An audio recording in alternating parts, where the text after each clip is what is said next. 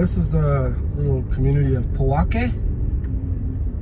We're about 20 miles north of Santa Fe on Highway 285.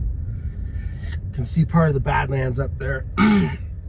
If you live in Santa Fe and work in Los Alamos, then you're very familiar with this road because this is how you get to work every morning. So about a half mile up the road here is going to be where you would head west to get up to Los Alamos, which is to my left. But we're going to continue straight on just a little ways, heading to one of my listings that's been under contract for a while now. I just realized on the way up here I hadn't shot a video for it, so I'm going to get that taken care of today for you.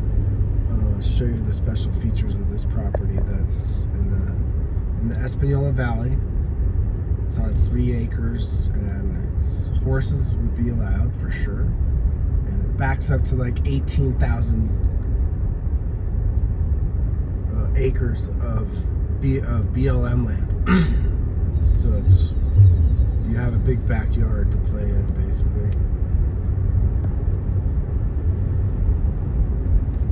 But first things first, let's get us there safe. There's always a lot of traffic right around here. The speed limit is 45, but everyone's hauling ass, so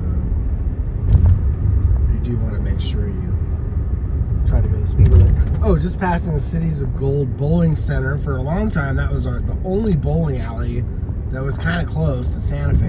It was the closest, unless you wanted to go all the way down to Albuquerque. We do have a bowling alley in Santa Fe now at the DeVargas Mall. It's called The Alley. But for many years, if you wanted to go bowling, you had to truck up to Porch. This turn, if you head right here, you're going to go to Nambe, and that's the start of the high road to Taos too. Really pretty right now. That would be a great drive to take. And then to the left is El Rancho. Nice, another little nice area. There's water in there. There's because the Nambe River runs through there. Some really spectacular properties if you're catching it on either side. Mostly there's elms that have grown up, but there's definitely some cottonwoods in there too, and everything it's crazy like that. We're almost to the end of October, and some areas are not even halfway leafed out yet in terms of color. Still a lot of green left on all of these trees, but we haven't had a freeze yet. We've had super mild temperatures, and it's been very dry. They were calling for some rain earlier, but it seems to be pushing out now. And we were having these days where it's just gorgeous. It's like 72, 74, 75 degrees. You know, wake up in the morning, it'll be like 46. So it's got a little bit of cool factor to it, but not chilly, not cold. So that's the reason why we're having this extended fall that's just pretty much mind-blowing. So we just left Porch. We're on our way to Espanola. We're not going all the way to Espanola. We're going to be getting off at this next exit onto the frontage road and heading to where my listing is. So it's a little bit close to the road. Whoa, check that out. The entire back of that truck is full with red chili. The green chili are in the bags, and then inside that tarp is all pinto beans. That's a whole load from Hatch heading north. I don't know where they're going, obviously, but chili on the move. So this is Puertocito, is that historical marker that back there, which I always keep meaning to stop and read it, but it's like so close to the exit. I don't want to it's hard to get to. Let me put it that way. The Battle of Puertocito. This is all BLM land now, all the way up to the high road to Chimayo 76. It's probably 10 miles. So this property is pretty unique that it has access to all this stuff, and not very many other people do. So it's almost a private backyard. And these people, the people that have lived here in the past, but they're selling right now, have set up their own private shooting range out there. They ride their four-wheelers out there. They've gone back camping, just exploring that whole area. It's pretty wild. Now, the entrance to the neighborhood is not exactly pretty, and there's no way for me to sugarcoat it. I just feel like there's, you do see this. It's basically properties that have pretty much just been abandoned. So up on the top of the road where we're going there's probably 5 properties that are well kept, that people live there, and people have lived there for a really long time. But there's some mobile homes and other properties before you get there that it's got to be abandoned. And then this thing too, I remember back in the early 90s, that actually was a winery, and all of this cinder block wall inside there, they were growing grapevines. It's kind of nuts. Doesn't really seem like a place that would support that, but of course now it's long since gone out of business, and it's just sitting there kind of as an eyesore now. And same thing with these other properties to my left, the other one up on the top of the hill there. I have never seen anyone present in any of these houses, so I think they're just mainly abandoned. Same thing with the two on the right here. And I'm gonna have to take a break in a minute because I need to get out and open the gate. But this road just dead ends here. So that gate right there is heading into where my listing is. And then those other properties I told you, like there's one of the neighbors. There's another neighbor up there. And then there's 2 more properties, I believe. Or maybe it's just one. So 1, 2, 3 neighbors that are on this road that still live on this road.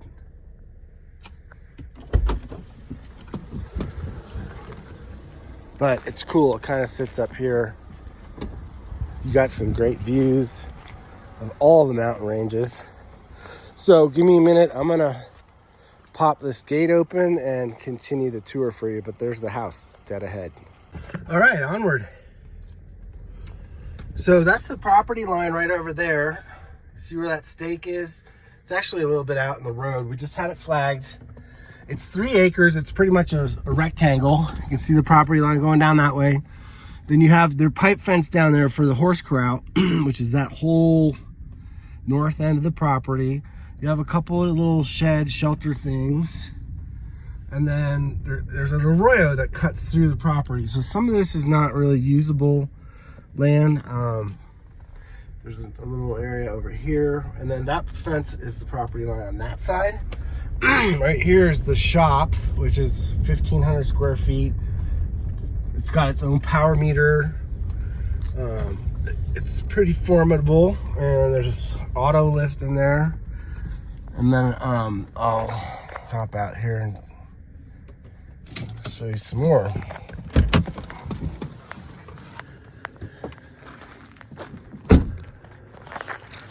The reason why I'm here is we're doing a septic inspection today. So my hope is to do a whole nother video on septic systems in New Mexico and give you a little education about that whole process and how that all works. Wow, that tree totally changed. That's gorgeous.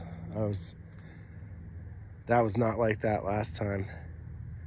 So this is facing due east. This goes out to the BLM land. Basically, they don't even have a gate over this. They just have a cut in the fence. There's a gate there, but you can see the little ATV road going up there. It's pretty cool. Actually, I should go up here.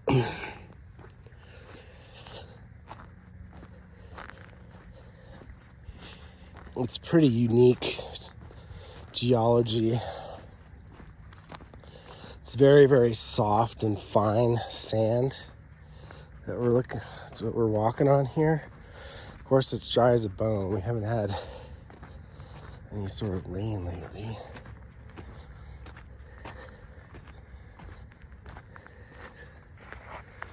But I mean, just imagine that. All yours to explore. for pretty much as far as the eye can see. Truchas peaks down there to the left. Never quite sure what that is. Baldy, Santa Fe Ski Basin. Over in that direction. Look at all the rabbit tracks, coyote tracks, all kinds of critters up here. So now we're facing west. You got Jemez views over there. More Badlands. And then just around that corner, you kind of see it's maybe a little further. Maybe about 4 more miles up there, you're going to hit Espanola. This is all kind of generally considered Espanola Valley. And then you might be wondering, what is a log cabin doing here? Well, that's a good question. It's got to be the only log cabin for 100 miles. It's literally something that you would see like maybe up in Pecos River Valley or all the way up in Chama. So it's very unique. The guy that built this property in 1977 was, he owned the original 3 acres, and then the neighbor bought the acre next to him. They were good friends. They worked at Los Alamos for their whole careers, like 40 years. This guy has since moved along, and I think there's about now been 2 other owners.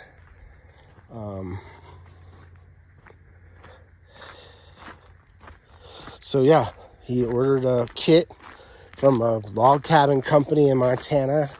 They cut all the wood, loaded it on flatbeds, trucked it all down here. Every single piece had its own like number and name. So it was like a Tinker Toy project. And then you just put it all together. I'm just gonna walk around a little bit first, and then I'll go in the house and show you the house. So that's true, log exterior. The windows are probably the weakest link on this house because they are all original divided light windows. This side is not as bad, but the west side of the property, the windows are really not very good condition. They're all single pane. So ultimately they need to be replaced. But it's pretty though, isn't it? So there's a little backyard right here for the dogs. And then these people put a pool in. I guess they wanted to have a pool to swim around in. And this is one issue that we're still trying to solve too. The drop for the electrical line it's too low. So we're trying to come up with a solution to fix that. Now, there have not been horses here for many, many years. But there will be horses here soon. Again, after my guy that's buying the place gets to close on it, because he has horses. These people here, they had a few chickens that they used in this coop right here. But this is the one gate for the whole barn pasture. The horse pasture with proper horse fencing. Then there's another gate down there on the other side. And then, so it's pretty good size. You got this little shade structure that's kind of on the low side. That one's probably tall enough for horses. And then the key thing is that you've got water out here. We have this all turned off right now, expecting it to be winter. But there's your hose bib. And then you have this nice structure, which is tack room, storage. And it's, this is pretty clean. There's definitely some signs of some mice out here, but that's gonna happen. But you got power out here and water. There's a whole separate meter for this too. There are 3 electric meters on this property. No propane. The whole house is heated by electric baseboard heat and a pellet stove. Okay, sorry, that was kind of loud. This would be hay storage. I suppose you could put the horses in here at night if it was super bad weather. But it's just a nice barn to have. Extra storage shed there. And this is the property corner here. So horse fence, wire pipe all the way up to then, and then it's just barbed wire.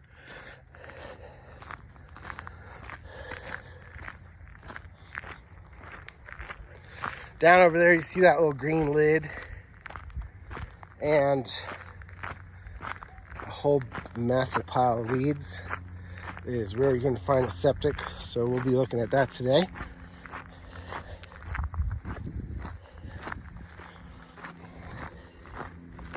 Go around the rest of the backyard here.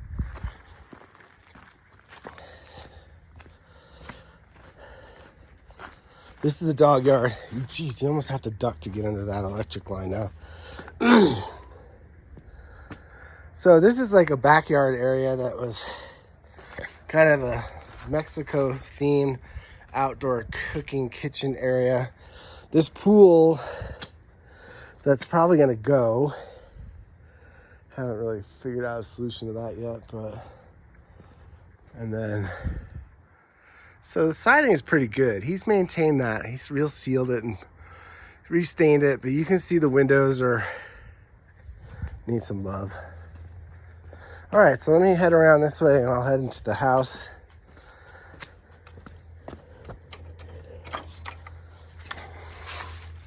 Really awesome front porch here. That structure over there, you might be wondering, I didn't talk about that, but that's the well house. So down in there is like a cellar. Plenty of room to store stuff down there too if you really wanted a root cellar, a true root cellar. But all the equipment for the well and the wellhead are down in there.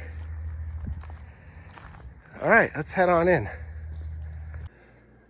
All right, I'm back in the kitchen. I'm gonna finish up giving you the tour of the inside of the house.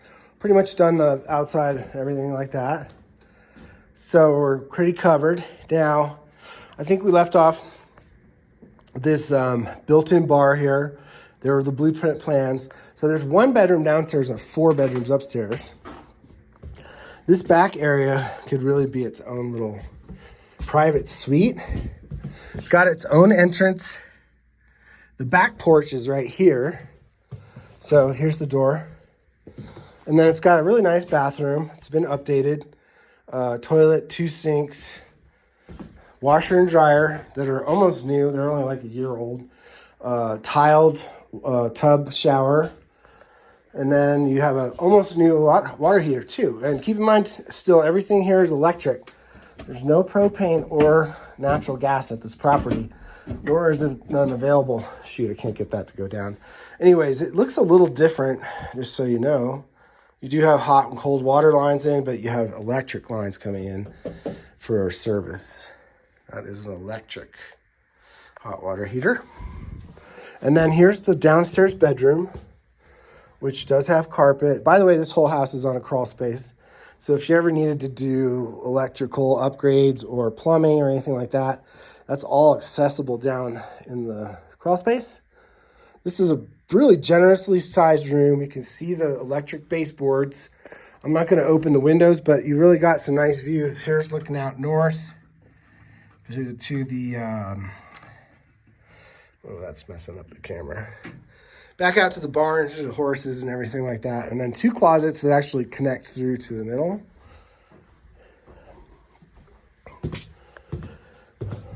Place to hang all your coats. And now we're gonna head up this spiral staircase, which is kind of a pain. But the buyer, I think, has some ideas on how to take that out and put in a real staircase. There's enough room. Just needs to be engineered a little bit. Basically by taking this space. This is all not very useful space anyway, but the staircase should come up on that far side, and then you enter it from right here. Sort of like this. Something like that. Anyway, this is the room that was split in half, actually. Here's the other half. This is the wall. Yow. This wall here was put in, which causes problems with your septic if you don't have enough of a tank size. So before you go putting up walls and making extra bedrooms, You need to talk to your septic guy or your realtor that knows. Good sized rooms. A little bit of a pitch on that side. That's from the roof. That's a closet. There's no cooling in this house per se, except for they do have window units in each room, which work pretty good actually. There's one of them right now. I just took that one out because it needs to come out for, because it's going to be cold soon, hopefully. A little bit of an odd shaped closet, but you have one nevertheless. This is a really generous sized bedroom. Excuse me, 2 electric baseboard heaters, 2 windows, a little built-in desk. This was the teenager's room. And then a bathroom, full bathroom. Actually, I take it back. This is 3/4 only, so it's just a walk-in shower. Perfectly nice. And then you enter into the primary suite with some closet space on the right. Again, it's different. You know, we're in the upstairs of a log cabin, so your closets are going to be a little odd. And then the bathroom, it's a 1 sinker, but it has a cool tub area,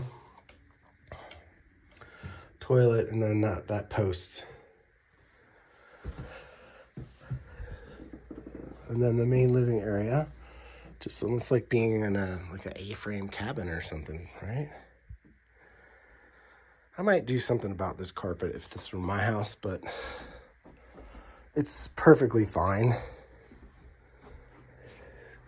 Also had a window unit up here. That was fun trying to get that one out. So there you go. That's the house pretty much. And I will stitch this all together and hope you enjoy. My name is Chris Pearson Kramer. I'm a broker with Sotheby's International Realty in Santa Fe, New Mexico. I work all over northern New Mexico. My cell phone number is 505-570-1422. You can email me at chris@pearsonkramer.com. Either way, feel free to reach out. I'm here to help. Answer questions, give advice, tell you about all the things you need to know before you buy a house in Santa Fe.